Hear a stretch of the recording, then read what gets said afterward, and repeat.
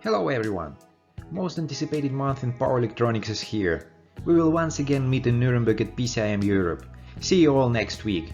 And now, let's check what is new in power semiconductors industry. Infineon Technologies launched a new automotive power module, the HybridPACK Drive Generation 2.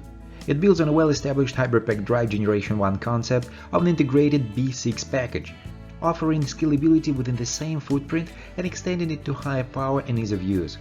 The HybridPACK Drive G2 will be available with different current ratings, voltage levels, 750V and 1200V, and Infineon's next-generation chip technologies EDT3, silicon IGBT, and CoolSiC Generation 2 MOSFET.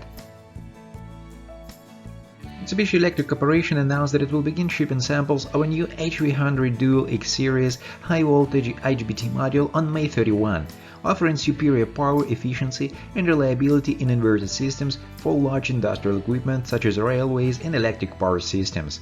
The dual-type module, which achieves 4.5 kV withstand voltage and 10.2 kV RMS dielectric strength, is rated at 450 amps, which is believed to be unmatched among 4.5 kV silicon high-voltage IGBT modules. onsemi and premium electric mobility brand ZEEKR announced a long-term supply agreement between two companies. onsemi will provide its Elite-6 silicon carbide power devices to increase the powertrain efficiency of ZEEKR's smart electric vehicles, resulting in improved performance, faster charging speeds, and extended driving range.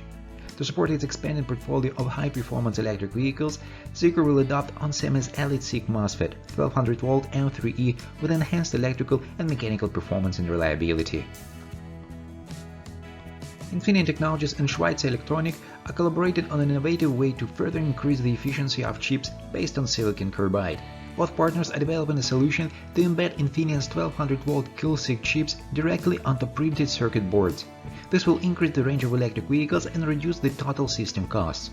The two companies have already demonstrated the potential of this new approach.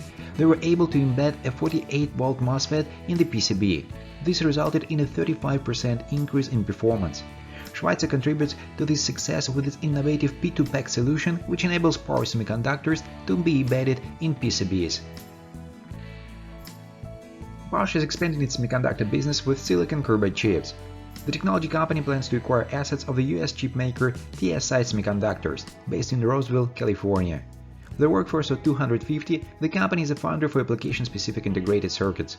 Currently, it mainly develops and produces large volumes of chips on 200mm silicon wafers for applications in the mobility, telecommunications, energy, and life sciences industries.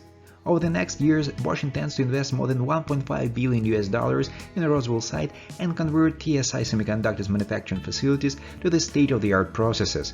Starting in 2026, their first chips will be produced on 200mm wafers based on the innovative material silicon carbide.